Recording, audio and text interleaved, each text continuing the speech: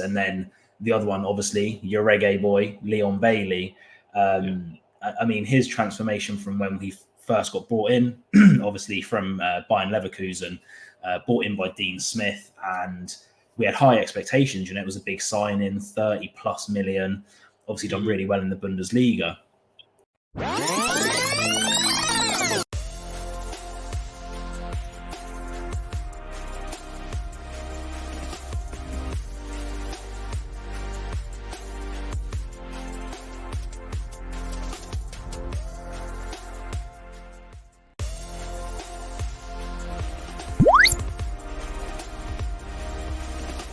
All right, greetings, sports fans. Welcome back to Edivision TV, the channel where we look at sports differently.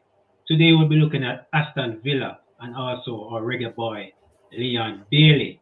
And joining me today is Declan from Let's Start Villa. Declan, welcome. Hello, everyone. Absolute pleasure to be here. Like I said, Eddie reached out to myself, and I've watched your stuff since you reached out. Yeah, pleasure to be on the channel, and especially chatting about Leon Bailey today, because he is, of course, one of my favourite Villa players. All right. Let's touch back a little on last season. You guys made it to the Champions League. You know, Leon Bailey had a wonderful season. Talk to us about that. Yeah, it was a bit of a mixed bag. Obviously, we started the season off probably with lower expectations. Obviously, Emery came in and done a great job towards the end of the season before, after sort of the Gerrard catastrophe. And it was an interesting season in many ways, because we started off a little bit of a mixed bag, to be fair with you. Some good games, some bad games. Obviously started off terribly, lost 5-1 to Newcastle. We looked a bit lost in that game. And then out of nowhere, the sort of Emery revolution started at Aston Villa, and it was spearheaded by, you know, a couple of players that I can think of off the top of my head. Obviously, Ollie Watkins had one of the best seasons that I've ever seen a striker have in the Premier League in terms of goals and assists. And then the other one, obviously, your reggae boy, Leon Bailey. I mean, his transformation from when he first got brought in, obviously from Bayern Leverkusen, brought in by Dean Smith, and we had high expectations. You know, it was a big signing, 30 plus million, obviously done really well in the Bundesliga. And then he came to Villa, struggled with injuries, of course, had him laid up, and I think people pushed him into this box of he's a speedster, he's got a few tricks, couple steps, but not really the end product. And for him to turn it around and get, 10 goals, 9 assists in the Premier League, a massive part of Europe as well. I think Emery's really got the best out of him. And then other players as well, Douglas Luiz. Everyone knows about Emi Martinez, the best goalkeeper in the world. And we just kind of picked up that momentum after, say, a little bit of a dodgy start to the season. What was it, 15 home wins in a row? We looked unstoppable. Got a couple of injuries, but we got over the line. And now, Champions League in the future for us. Very, very exciting. For me personally, you know, I've been a fan since I can remember, and I've been through the lows of getting relegated to the Championship. Having an owner that promised us the world, and then it turns out he was bankrupt. We thought the club was going to go under, and then, you know, now to this is quite simply amazing. And I think it's mainly in part to the brilliance of a few individual players that I've already mentioned, Leon Bailey being one of those, and Emery just organising a team of, to be fair, you know, you look at our team on paper, probably shouldn't be finishing Champions League spots. Player for player, you think of other teams in the Premier League that didn't finish in the top 4, your Man Uniteds, Chelsea, Tottenham, exactly. You know, player for player, fantastic teams. But the way he's organised us and the way that he's just coached those players to a world-class level that no one really thought they would reach is outstanding. And I say we kind of coughed and spluttered over the line because we had a poor end to the season. When Tottenham beat us 4-0, I thought, that's it, it's over. It's going to be Europa League next year, but we got there in the end, and now it's extremely exciting going forward. You're not in the Europa League. You know, you were in Europa League last season. This season, the big boys. You're with the big boys. It's Champions League. Extra fixtures. We know Newcastle was in the Champions League last season, and they struggled in the league. You know, they had a lot of injuries. Do you think Villa can cope this time around, being in the Champions League and playing 2 big games per week. Yeah, it's something that we did struggle with last season. Like you mentioned, we were in the Conference League last season, and our record after midweek Conference League games was very poor. We looked leggy, we looked tired, and for loads of players in that squad, last season was the first time they've had to play 45, 55, 60 games in a season. Something that only really the elite players in the world are used to.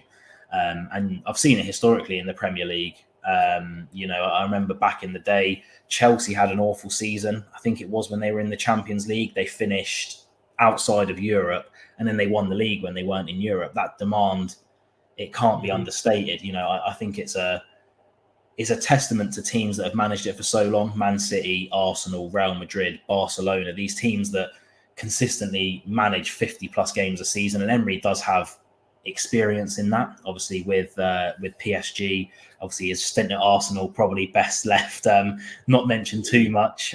It wasn't the brightest start of his career, but it is going to be tough, and it's going to be a challenge. We've made obviously a lot of moves in the transfer market so far. You can tell that we're adding depth. I can only really think of 2 or 3 positions where we don't have 2 solid players in that position. I don't think Villa fans would like to admit it, but obviously I'm worried for next season. Like you mentioned with Newcastle, you see so many teams that come in, have this great season, get into the big boys, like you say, the Champions League, playing against not only the elite in Europe week in, week out, but the elite in Europe week in, week out. And it's going to be worrying for me to see how we manage that. Obviously, the format of the Champions League is changing, so it's no longer a group, it's that league table format. So that could lend itself to us progressing further in the competition, perhaps than we might have in a group stage scenario. But then it also makes me worry that if we do progress out of this league stage, you then have to add in the FA Cup. If we progress in the Carabao Cup, that's another thing that we have to think about. And it's going to be a lot of players are thinking now they need to start ramping up their campaigns to get in the next World Cup squads that are in a couple of years. So they can't afford to take up. So they're going to be really giving it their all to their national teams. Whereas, sometimes you might take a little couple of games off. They're going to be giving it their all. Obviously, I know there's a bit of a situation with Leon Bailey not getting into the Jamaican squad for the last couple of times. I don't know what the resolution of that's going to be. I was hoping you could shed some light on that. For me personally, I only sort of have limited knowledge on it. But I'm worried, the demand is going to be insane on the players, and for a lot of them it's their first Champions League season alongside the demand of 38 Premier League games, and I just hope, fingers crossed, the miracles that he's worked so far, that Emery has a plan, and these new players that we're bringing in, the depth that we're bringing in, the likes of Ian Matson, Onana, we've been linked with Yao Felix a lot recently, might be able to help us out. Ross Barkley, which I've done videos on Cameron Archer. Coming back from Sheffield United, and he's proven himself a great goal against Columbus Crew. I'm not going to mention the result of that game, but a good goal in that game for him as well. So I just hope that, again, like we had last season, a couple of players really stepped up to the plate. Hopefully a couple of these rotation players will also step up as well, is what my hope is. Yeah, and I think you're the leading spenders this summer. You spend quite a lot of money, bringing a lot of players, as they said earlier, to have some depth. I like Cameron Archer. He has Jamaican roots as well, so I have to mention Cameron Archer, and then Jacob Ramsey. He's also there in the midfield. Is he back fully fit now? He is coming back. He's in the US with our squad. He didn't play against Columbus Crew. But I think he is looking like he's going to feature. We've got RB Leipzig next in a couple of days, and I think he's probably going to get his first few minutes back there. Obviously, he's really been struggling with injuries ever since last season, really. A player that I think is destined to play for England. I think he's got that potential, and I think he does. I know he has. We want him for Jamaica. We want Cameron Archer. We want Jacob Ramsey. Leon Bailey need to be that agent.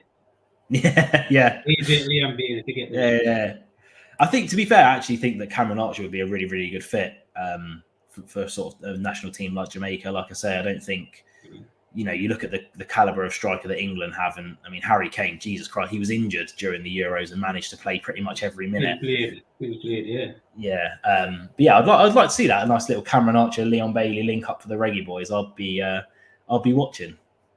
No, you're not mentioning Jacob Ramsey. I don't know. I don't know. Him for England. I would love him. What are your thoughts though?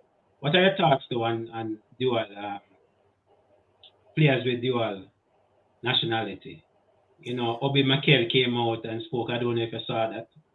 I haven't seen the fact that these players, they wait till they have hopes of playing for England, and they wait and wait and wait until it's too late. Then they want to go back to their roots, whether it's whatever African country, whether it's Jamaica, Nigeria, wherever. What are your thoughts on that? Should they actually stay and wait for England, knowing that England is so hard to get into, or should they just make the move and play for their roots? Yeah, I think it's a really hard one. Obviously, one that I'm never gonna be in that situation. I mean, God, 6-a-side football is my ceiling, but I think it really is going to be on an individual basis, isn't it? What I don't like is players that go early and then develop. I'm thinking of Declan Rice, Jack Grealish, who had caps for. I mean, Declan Rice had full caps for Ireland, and then because he developed and England came knocking, he switched. I don't think that's right. And I get, I think, again, it has to be on an individual basis, and I think how connected they feel to that country. Obviously, I think of someone like a Harry Kane, clearly, loves England. He was playing through, yes, he didn't play very well, but he was playing through an injury. You think of, players in, the main one I always think of is sort of the divide between, there's a lot of obviously French players who are dual nationality with Algeria. There's a couple that probably could have got into the French team, but went the Algerian route and never looked back. And I feel like it's going to have to be, again, that how the player feels connected to that country. I don't know. I know Cameron Archer has obviously the Jamaican roots. I don't know if he's ever even been to Jamaica. If it was me personally in that situation, I think it's just going to have to be the country I feel most connected to. I mean, there's sort of immigration all over the world. And, sometimes it's not a choice. Cameron Archer didn't choose for his family to immigrate to England. He might feel that deep-rooted connection with Jamaica. And I feel like if that's the case, absolutely, I'll jump at the chance to play for the country that I feel rooted on. I think it's a really, really difficult one because... Yeah, it is. If I was born in England, I myself have Irish roots, it's like, do you want to just jump at the opportunity? Obviously, I was born in England. I was raised in England next to London. So I feel like quite connected to the country. It's like I still feel connected to my Irish side. But I think I personally would have waited. But I also think, is it almost a kick in the teeth to the country that has to wait until these players are 23, 24, 25, and they're told, you're never going to play for our country, before they then kind of go, all right, then. The one that springs to mind is Che Adams. Plays for Scotland. He didn't get his first cap for Scotland until he was about 26 because he was holding out for an England cap. And I just feel like at that point... He played at Southampton, right? Yes, yeah, he did, yeah. I think he might even still be there. I think there's some interest from Premier League clubs for him this season. It's like, if I was from Scotland, supported the Scotland national team, followed them everywhere they went, watched every game, would I feel happy with a player who's been holding out for an England cap? Now he's 26, 27, in the prime of his career. He knows he's never going to get it. So he almost says, like, well, fine, I'll come. Like, how would you feel if Cameron Archer waited until he was 25, 26 and then started playing for Jamaica? For me, I think once they have something to offer, I have no problem. I don't want them to come when they're, at the end of their careers. Once they still have something to offer. And speaking about something to offer, we're looking at Macy Greenwood. He still has a lot to offer. And I know you boys are not looking to bring back Macy Greenwood back in the setup, not in England for any club or with the national team. So that's somebody I think he's still young enough. I think some persons like that we can wait on, and their quality. Absolutely, yeah. He would be quite the coup for your national team. Obviously, watched him when he was at United. Seen stuff. One of my friends is a Man United fan, so he's always sending in the highlights that he was getting from Getafe last season.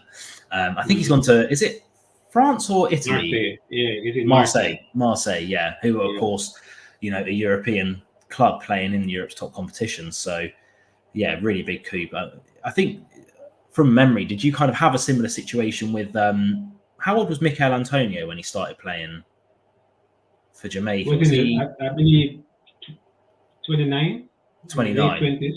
Yeah, it's sort of like you want them earlier. And he was like on the border of, but he still has something left. Yeah. But the thing though with Antonio, he wanted to come earlier, but we didn't select him.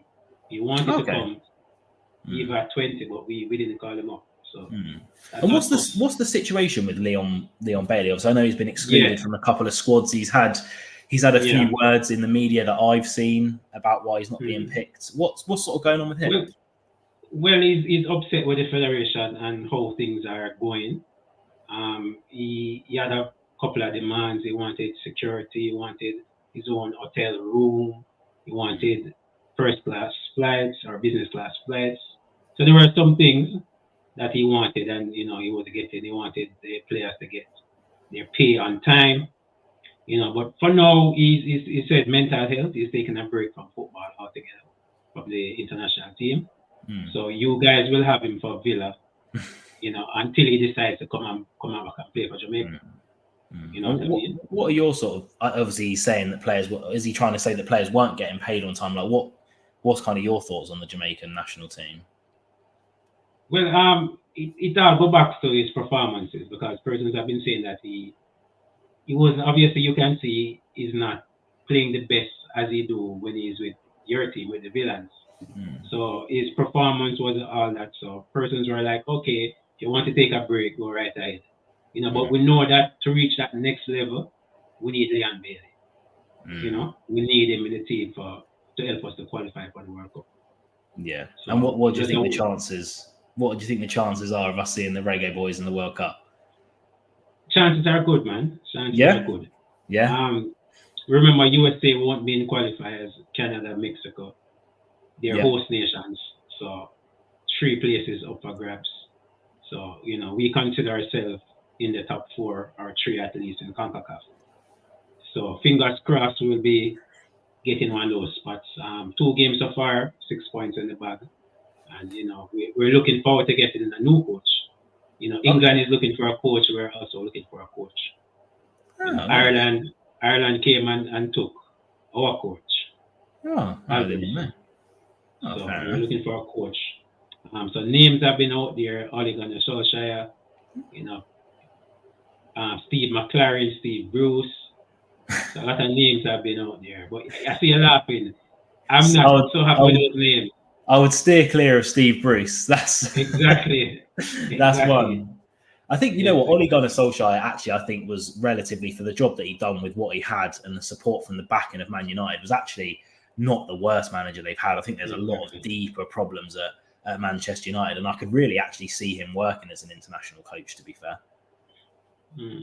I think I've seen a lot of interviews where he's kind of good at man management. That was kind of his strong point. So you think about getting someone like Leon Bailey back in, perhaps being in the ear of a Cameron Archer, that could actually be quite a fruitful relationship for you. Yeah, exactly. We wanted an English coach so that we can, recruit some more UK born players.